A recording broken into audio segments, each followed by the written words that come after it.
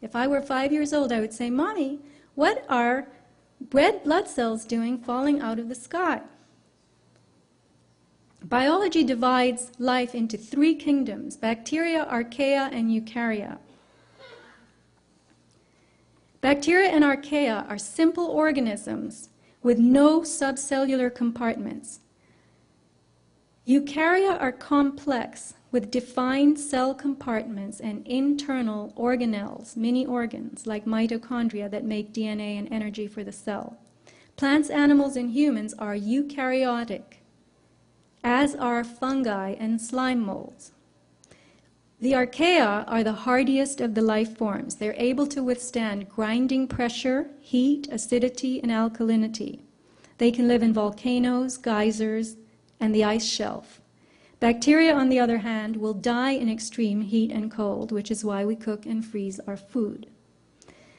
Now, the materials appearing within these filaments are as tough as archaea.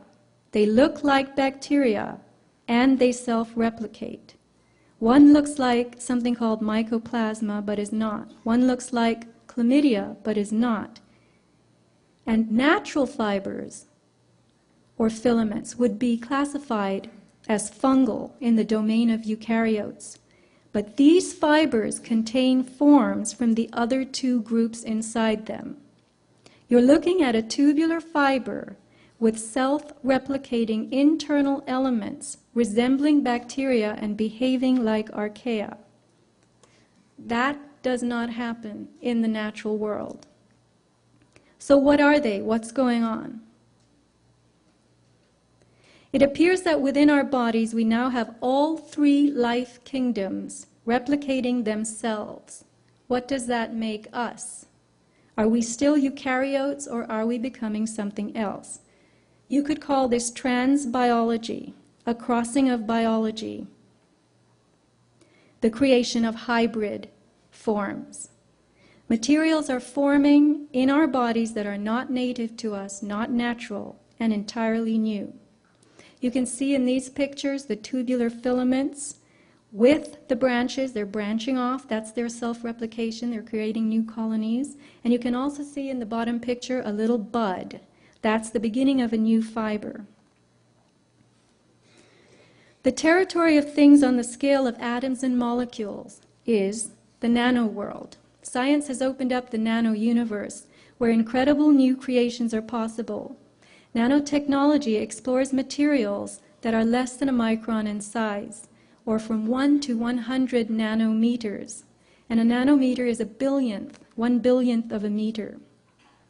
Nature and biology continually work on the nanoscale, assembling proteins and building with crystals to conduct the business of life. Spider webs are an example of that. Very fine filaments with enormous strength and flexibility because they contain nanoscale crystals. So let's go back to the filaments and the structures they contain, these ones that Clifford Carnicom has found. In those unidentifiable filaments, he has observed the formation of red blood cells and submicron-sized structures. So now you've got a filament making its own red blood cells. The engineered cells, the red blood, very, very tough, withstanding excesses of heat and chemicals, indicating that they are designed to endure almost anything. He has put them in a Bunsen flame, he has poured bleach on them, acid, and they still endure. In addition, they are able to replicate, growing outside of the body in a petri dish. This is highly sophisticated technology, going on by itself, not in a laboratory.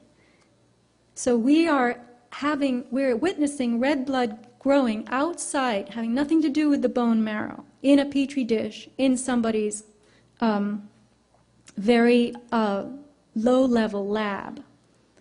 Could it be that artificial materials are being introduced into living things?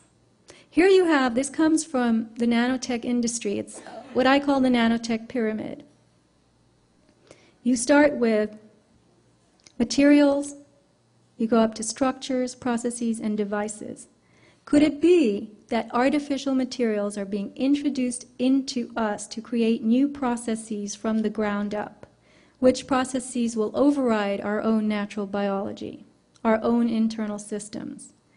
People with advanced Morgellons syndrome started with fibers coming out of their skin, and they're now observing very strange crystalline forms and metallic devices. The fibers became multicolored,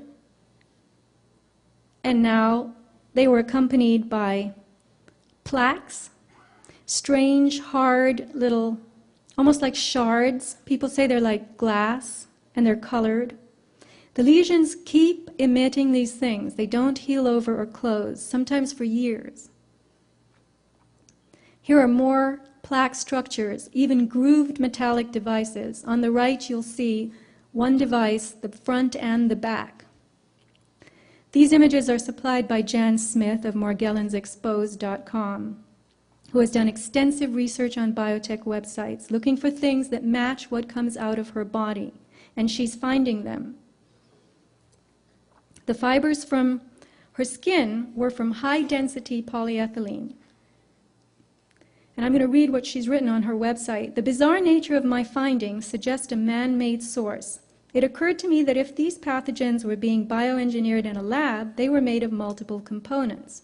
The mutated material might reproduce and intermittently send out a batch of identifiable debris, much like the original genetics. I call this type of debris throwbacks.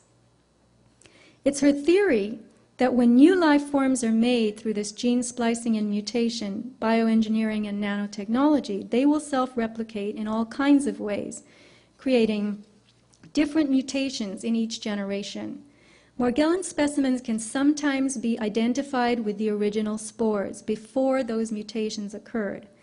Jan found 3 varieties of something called Omycota fungus in her specimens, as well as something else called Dictyostelium discoideum, which is a slime mold that is a major player in biomedical research today.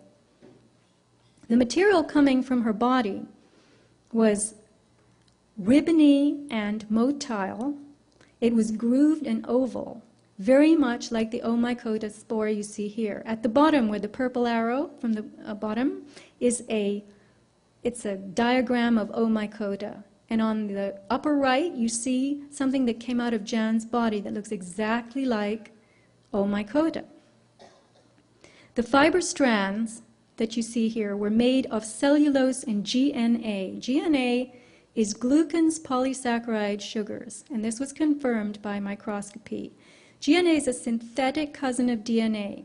It has a 3-carbon glycerol sugar in it instead of the 5-carbon that you find in DNA. Here's a news report from April 2008 in which we are told, big headlines, GNA is DNA's chemical cousin. It's a nanotechnology building block. The Biodesign Institute at Arizona State develops the first self-assembled nanostructures composed entirely of GNA, synthetic analog of DNA. The nanostructures contain additional properties not found in DNA, including the ability to form mirror image structures.